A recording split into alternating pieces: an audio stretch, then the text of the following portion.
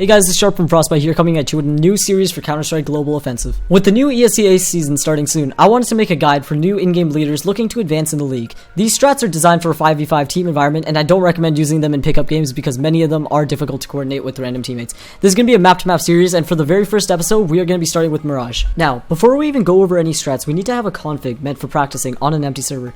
You can create your own config, or you can download one online. Here is the config that I personally use, and I will include a link to download it in the description. Installing the config is super easy once you have the file downloaded. You simply need to extract it with a program such as WinRAR or 7-zip. You then take the CFG file and put it in your Counter-Strike CFG folder, which is located in your games files for CS. Once you place it in, you are done. To activate the CFG, all you have to do is open your in-game console and type the command exec-prac-cfg, or whatever the name of the CFG is. Now that you have the config, we can get into the strats. Okay, so the first thing any IGL will want to go over with this team is the map default. The default will be where you send your teammates to work that area of the map. You'll want your team to hold angles, wait for pushes, bait out utility from the enemy, and gain valuable information that you, the IGL, can use to make a decision for later in the round. This typically means spreading out across the map. On Mirage, the places I recommend sending players for the default are Palace, A-Ramp, Middle, Underpass, and B Apartments. I'm now going to go over some useful angles and tips for each section, starting with the Palace player. When you get up to Palace, you'll want to walk once you get near the stairs. Next thing you want to do is immediately prepare for the enemy to walk or run up to you. Obviously, this depends on so many different factors such as the enemy's economy, the score of the match, the enemy's playing style, etc. But you should be prepared so that it does not catch you off guard. You will usually be able to hear the enemy rushing if you hear the ladder, or if you hear a landing sound, which is the sound of the CT jumping onto the scaffolding. Something to keep in mind of is that crafty CTs will often get their teammates to shoot their guns to mask the sound of the teammate jumping onto Palace. So if you hear unusual gunshots, watch out for a push. There are a couple places where you can hold once you are inside Palace. Some of my favorite places are near the back of this pillar, or this corner here, as many enemies will be wide peeking and simply glance over it, therefore giving you an advantage in the gunfight. Another excellent spot is to stand on top of this cushion for two major reasons. One is because you will be at an elevated position, and if the enemy attempts to clear out Palace, his crosshair will be at the typical head level, which is not where your head will actually be located due to the sofa. Now, the second reason you want to play this spot is because you are farther away from the wall. In CS, you always want to be farther away from the wall or corner than your enemy because it gives you more vision. In this case, for example, you will get to see the enemy's shoulder or feet a tiny bit faster than he will see you, which will give you advantage in the fight. A trap that in-game leaders often fall for is to default without purpose. As I said earlier, you need to have a purpose with your defaults or you're simply wasting a minute from the clock for no reason. With this stated, the Palace player needs to be limited in his aggression, otherwise he'll just get himself killed early. You cannot simply just peek out to stairs because a player in jungle or sniper's nest will easily kill you. An incredibly useful flash can be seen here. You simply head near the sofa, line up with this pillar wall with the wall in the back. You will then aim your crosshair near this faint line, and you will do a short running throw. This will perfectly blind anyone in the jungle, stairs, or sniper nest area. It will not blind a player playing in sandwich, however, so be wary of that. Another great thing about this flash is that it will not blind any of your teammates coming from A main, which is super useful for any A executes. One more useful nade that can be thrown is a Molotov down Palace. If you follow this lineup, you'll be able to throw it even when you're smoked out of Palace, a scenario that happens quite often when CTs hear you up in Palace. Now, to throw this Molotov, you line yourself up with this tile on the wall. You can tell that you are on the right tile by lining up your mouse with this left line on the wall. After that, you line up with your crosshair with the bottom right area of this pot, and then move yourself into the corner on the left. You need to make sure not to move your crosshair while you are moving, otherwise you won't have it lined up. Now, once you are in position, you simply left click and the Molotov will land below the scaffolding and burn any unsuspecting counter-terrorists. In conclusion, you, the IGL, should always send your most passive player to this location, as it doesn't allow for much aggression to get a pick compared to all the other spots on the map. It can also be a decent place to send an upper early in the round to get a pick on the A players and open up the round, but this should not be a place you always send your upper every single round, just something to mix it up with. Now that we're done with Palace, the next place to discuss is A-Ramp. I said earlier to send your most passive player to Palace. A-Ramp is the exact opposite. You're given so many different angles to work with, and you have different ways to work the area, or get a pick, or simply just bait out CT utility. CTs will often smoke or molly off A-Ramp right off the bat, so one smoker molly is already gone. You can also sometimes get a second smoker molly out of the A players by simply flashing over once. This is not always true, but it'll sometimes cause the players to panic and toss their utility away. When you first approach from A-Ramp, you'll need to be careful for an upper by bench or anywhere near jungle. If they smoke it off, you should always play passive and back off. Give yourself enough room to breathe in case they decide to pop flash through the smoke and try and catch you. Once the smoke dissipates, you should flash over ramp and then jiggle peek the shit out of everything. I would still avoid peeking CT spawn or anything past triple unless you decide to smoke it off or have an op of your own, as you will be at a significant disadvantage otherwise. Besides that, A-ramp is pretty simple for the most part and is mostly dependent on you winning your aim battles or getting timing with your flash as well, so that they will fully blind your enemy. The next spot to discuss is middle. Since we are still talking about defaulting, you'll most likely only send one player to middle. There are two approaches that you can take to holding it since you are by yourself, and both of them can be done with a rifle or op, however an op is preferable. The first one is that you hold back and play passively, wait for a push. There's a couple places that you can play when you're doing this method. So you can play by the entrance to B apartments on the upper wall. You can hug the wall by this corner here, or you can play super passively in here, which is a great angle if you think that they will have a heavy push mid. The second option to playing middle is far more entertaining, and although riskier, can net you and your team better results. This is to play a lot further up to middle. It is much easier to do this with an op as you cannot do much with a rifle with the long distances. If you are going to do this option, you smoke off catwalk so that you can cross freely to the back boxes. This smoke is quite simple to do and can be done right at the start of the round. You don't even need to be the one to throw it. At the back of T-spawn, there's a garbage bin that you can stand on. Once you hop onto it, you line up with the wires on the roof like this, and the smoke will land about halfway onto catwalk. This is just enough for you to bypass sniper's nest without them having a view of you. The only flaw with this is that if they decide to peek from connector, they will still have a good view of your crossing, meaning that you should still flash before you cross. They can also have jumped out of sniper's nest and pushed up middle with a rifle, so be careful of that as well. Once you get to middle, you have 3 different locations where they can peek you, allowing you to get picks from these locations. A different way to take mid that I personally prefer is to toss the same smoke at the start, but line it up like this instead. This way, it'll leave a bit of a gap on catwalk that will expose you there, but not to connectors or snipers. The angle that is exposed to catwalk is almost never played, and even if you are worried, it can easily be jiggle peeked or flashed before crossing to ease your mind. I like this angle because it allows you to sometimes get the jump on the players in sniper's nest or connector by sneaking up to the right side of the smoke. You can do this probably once or twice a game, and if the enemy's still standing there, it basically nets a free kill. One more important thing to remember is that if you ever see a smoke in sniper's nest that was not thrown by your team, there's a 99% chance that it was a one-way thrown by the CTs. Gimmicks like these are not too difficult to avoid, and if you ever see one, just spam the right side of sniper's nest, as that's where most of the one-ways allow the CT to see from. I'll return to talk more about middle later, but for now, in a default, that should be enough information to keep you from getting killed right away. In tandem with middle is underpass. I will often send a player here to watch to make sure that no CTs jump out of snipers and rush underpass. There is more that this player can do, however, than just wait for a push, as he can make the mid player's job far easier by helping to clear parts of it with him. If you have a mid player watching sniper's nest and occasionally catwalk, you can get the underpass player to slowly push up. This middle player can flash out middle like this, and fully blind any of the connector players. After this flash, the underpass player can push up with his back to catwalk and peek into connector, while the mid player still watches sniper's nest. After this, you basically have full control of middle and can employ this into many different strats for later in the round. The final spot that a player can play in this default is B apartments. This is another great spot to occasionally send your opera, as the long range works well to peek van, bench, and sight from.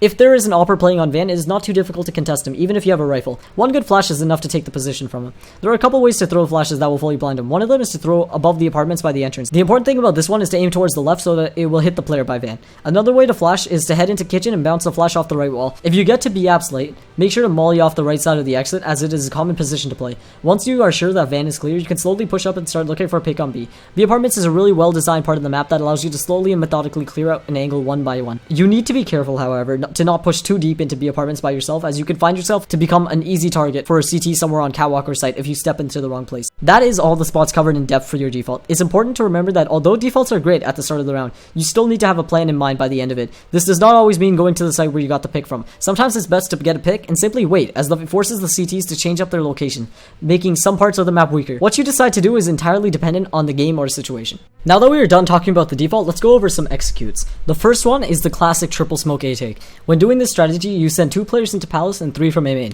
This is a great strat to do when you can't afford an op and struggling to take middle without one. Let's start by teaching you all the smokes in case you don't know them already. The first smoke in the strat is the stair smoke. You simply stand here and aim here. Simple left click throw. The second smoke is for jungle. It's a bit trickier to land, but to get it down, you need to make your way over here and aim here. Simple left click throw again. Last smoke is for CT spawn. It's also a bit tricky, but not impossible. All you have to do is walk over to this thing here, line yourself up to the right side, look at the top left area of this brick in the wall, and jump throw. The smoke will land in CT spawn and block any CT opera from getting a good shot on you, but be careful as he can still technically jump onto ticket booth and see. But if he does, you have a really good shot on him. Now that we know how to toss the smokes, let's go over who does what in this strat. So let's start with the 3 A main players. I'm going to number all of the players so that it's easier to keep track. So, player 1 will head up to the jungle smoke spot and just watch A main, since his smoke is easy to line up. He will watch for any A main pushes, but stay near his spot so that he can also toss the smoke easy. Once he tosses the smoke, he will toss out 2 flashes and start to be our entry fragger. He then goes out once the IGL says so, which is basically when the second flash pops, and heads out to take the site. Player number 2 will be our stairs player. He has the easiest job. He will toss his smoke in unison with player 1 and 3, and will head right behind both of these players so that he can plant the bomb and trade any frags on the site. Player 3 will be the one tossing the CT spawn smoke. He will also molly under palace, being the second man into the site from A main. The molly is quite simple, as you just have to aim in the general direction of the A sign and it will bounce off, burning anyone under there. There is room for change, however, as one of the palace players can molly it instead using that molly lineup I showed you earlier. This should only be done if palace is smoked off, and if this is the case, you should wait for the palace smoke to disappear. The molly will be ready to be thrown from palace at the same time as the smokes from A main. This leaves player number 4 and number 5 in palace. Player number 4 will toss the molly under the palace if required, as I said earlier, otherwise he will save his molly for the afterplant. Player 4 will also be ready to double flash from the spot I mentioned earlier in palace by lining with the 2 walls. He will toss the flashes at the same time as the 2 flashes from A main. This should cover the majority of the A sites, as most spots will be flashed. Player number 4 and 5 will then hop out of palace safely, since jungle and stairs will be smoked off, and take the site along with their buddies from A main. Once again, you do not have to follow this completely, as places such as triple should still be mollied, but you don't need to designate a single person for that, as long as the majority of players still keep their guns out. This is the triple smoke A strat, a classic that can get you a lot of rounds, especially if the enemy is oblivious on how to stop it. I've already showed you how to take middle effectively in a default, but if you're having trouble, I recommend sending an extra player to help lock it down. Firstly, I don't recommend smoking off Sniper's Nest immediately. Instead, do the smoke I showed you earlier for Catwalk, as it gives your operator more opportunities to get your team a pick.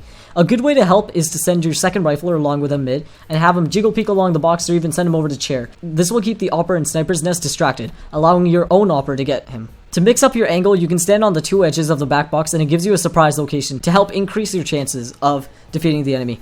If your operator gets picked off by a player in Sniper's Nest, you don't even need to throw smoke to flush him out. A Molotov is good enough, and a consistent way to throw it is like this. You line up with this line, look here, and running throw it. You need to expect the enemy mid player to possibly play in connector, especially if they can't afford an op. Here is a useful connector smoke that you can throw all the way from T-spawn. You head to this corner, look here, and jump throw. The best thing about this smoke is that it blocks off the top part of connector as well, so they won't be able to see over it if you go cat. It is great for allowing your underpass player to cross into middle safely. You can also freehand this throw when you get near middle if you want. Taking middle is essential for many strategies, and you need to make sure that you and your team have a consistent way to take it. Alright, next up is the B take. This take can be tailored to your choosing, but I personally like to use 2 smokes, 2 Molotovs, and a lot of flashes. This B take involves you sending player 1 to underpass to watch for a push. He will then be the last man onto the site once the execute starts. Player 2 will be tossing a smoke to block off one side of the catwalk. You can toss this by heading over to here, lining it up like this, and throwing. He will also Molotov the right side of B apartment's exit once you start pushing in. Player 3 will also be throwing a smoke in a molly. This smoke can be lined up like this, normal left click throw. This smoke is not necessary, but it is good insurance to make sure the rest of the site can be cleared without having to worry too much about catwalk. The player will also toss a molly down van to clear out any pesky CTs hiding there. Player 4 will be your entry fragger and will always have his gun out. His only job is to find out where the enemy players are and to take them out, obviously. Player 5 will be the second man in and will flash him out at the start, and then push into site with him, making sure to trade any frags that he missed. I recommend sending player 2 down this window here to make sure no one is lurking underneath it. This B take can work really well if you are stuck with a shitty buy and can't afford much. It also works fine as an eco strat if you just skip the Molotovs, since you will be low on money anyways. I'm briefly going to talk about how you can use middle effectively to split sites. First, I'm going to show you a good A split. This involves sending 3 players to middle, 2 to A. At the start of the round, player 1 will go to Palace. This player will do the standard procedure for a typical Palace default, but will then return back to A main once the execute is ready to begin. He will then smoke off CT spawn when told to. Player 2 will be holding A main and will make sure not to get too aggressive. When the mid players are ready, he will throw his smoke to smoke off jungle, but will still give visibility for the mid players going connector. To toss the smoke, you go here, look here, and do a very short run throw. It will block the view of players in Sniper's Nest and jungle area, but it will allow your connector players to push out onto A. Before any of this happens, however, the 3 middle players need to secure mid first. Player 3 will have an op and will smoke off catwalk from T-spawn at the start of the round so he can cross to the back boxes. He will then hold angles and look for his pick. Player 4 will be going with player 3 to support him, flash for him, etc. Now, when the push is ready to begin and mid is in control of the terrace, player 4 will smoke off catwalk so that they can cross onto site safely. He will also keep an eye on it when they are in connector or remain in connector for the afterplant preferably. That leaves player 5 to go from B apartments. He will watch B apps for about 5 or 6 seconds to make sure nobody has pushed. After this, he will head to underpass and help out his teammates mid. Player 4 can flash near connector to help blind any players there so that player 5 can cross or peek safely. Player 5 will also head connector to help take A once the push is ready to begin. He will keep the majority of his nades for the afterplant to re-smoke CT, for example, or molly the bomb to buy time, flash players that are retaking, etc. This is a really effective strategy, but takes good coordination from your team, so make sure to dry run it several times in an empty server before trying this in any of your matches. Taking B can often prove to be troublesome without some additional help from players on catwalk. The B split follows the same formula as the A split. 3 players will go from B apartments and 2 will come from middle onto catwalk. It will start just the same as the last round with the 3 players taking middle. The only difference being that instead of a player playing palace, you will have him play in B apartments instead in order to try and gain information on the site or to bait out nades from the CTs. So to recap, 1 A main, 2 middle, 1 underpass, and 1 B apps. Be careful, however, as if you do this often, CTs might start pushing people into Palace early on in the round to find information, and if they notice that you always go B when Palace is empty, they'll just start to stack the site. It is very dependent on the team that you play against, but just keep it in the back of your mind for now. After middle has been taken, the underpass player, player number 1, will head back to B apartments and meet up with the other B apps player, player number 2. The A main player, player number 3, will also start heading to B apps from T-spawn. This will leave player number 4 and 5 to remain middle in preparation for the split. Player number 1 will be the entry fragger and thus will not throw any nades. Player number 2 will toss the second catwalk smoke from the previous B strat to protect your cat players from uppers at bench. This smoke is optional of course, but I do recommend it as it allows your teammates to close the distance between themselves and the bomb site a bit more safely. Player 3 will still continue to molly the right side of the B app exit. Player 2 will molly the back of van as well as flash out. While this is happening, either player 4 or 5 will smoke off connector, whoever still has their smoke after one of them tosses their own onto catwalk from the start of the round. The player at mid who is not smoking connector will double flash catwalk for their teammate to peek. After this, they both take the site from catwalk as their teammates come from B apps. This is the B split. Pretty simple in theory, but a lot trickier to pull off in game. Last thing I'm going to talk about in this video is the pistol round. This one round can make the difference between a loss and a win. Typically, a good T-side pistol strat involves closing the distance between you and the CTs with their USPSs. The best way to do this is with the smoke and 2 flashes, meaning that one of you will have to not buy armor for the round. Okay, so now I'm going to show you 2 clips from the recent PGL major. They're both on a pistol round and they both have a lot of similarities between them. The first one is a match between North and Penta, while the second is between Flipside and Fnatic. Both teams can fall back onto that, especially the tier 2 teams, but it seems like North adjusted, especially config, and just started finding first picks time and time again. We'll get into the North pistol round now. 3 smokes.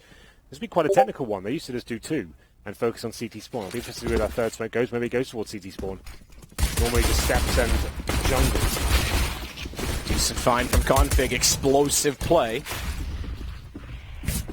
Config gotten that early kill. Gives him the man advantage despite Cajun's problems. He's bled out so to his crystal though. He's on 4 HP. They're going to back off immediately as config follows up. Bomb planted. All 3 players left. Going to rotate in from CT. Steps and into the grave. Stepping over their mark because immediately config. Very interesting to see how he does here at the actual major tournament. It's where we're at. Fnatic versus Flipside. We're on Mirage. Second game of the PGL major. Now let's get this underway here. Flipside will be on the T side to start off with, and they're not wasting our time at all. Now they're right in the action. Markolov opening up. In fact, Electronic from behind with a headshot on Flusher. And the bomb is going to be planted for the open. This is such a great position. A great after-plant position here for Flipside. And look at this tower boost in the corner. Oh, I wish somebody was going to come through the murder hole towards jungle. That would be so sick. They give up on it eventually when they hear the footsteps through CT. Now they know, and they can set up the flank themselves. Flipside. Going to be so difficult here for JW to take point, and well, sure enough, Waylander's going to find the headshot on him. Olofmeister looking to try and pull a Cali, but it's not going to happen. And just a flawless pistol round here for Flipside. Very aggressive, right out the...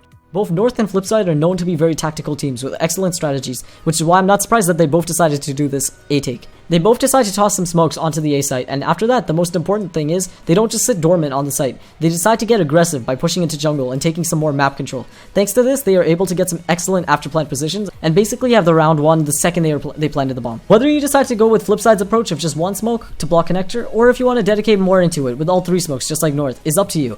I recommend trying out both in scrims and seeing out which one you like more.